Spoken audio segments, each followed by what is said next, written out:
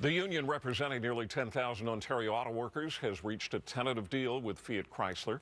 Unifor announced the agreement minutes before last night's 11:59 deadline. Union leaders are calling it a difficult but successful negotiation. The automaker agreed to match the economic pattern established with General Motors, including wage increases, bonuses, and a $325 million investment to rebuild the paint shop at its Brampton assembly plant.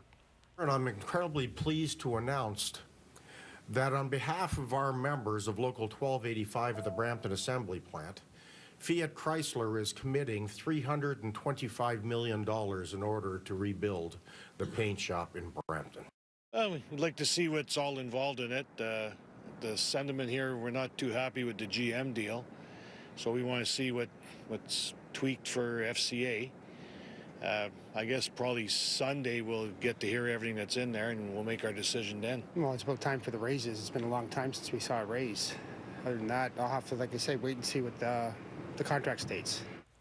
The union membership will vote on the deal on Sunday. If approved, Unifor will open negotiations with Ford. It is the last of the big three Detroit automakers.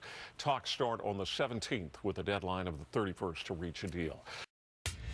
This is CBC Toronto News.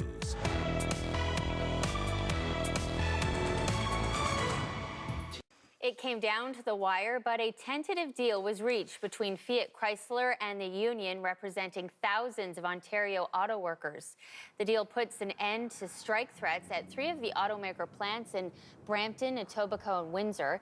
Unifor, which represents the nearly 10,000 workers, announced the two sides had reached an agreement just 5 minutes before strike deadline.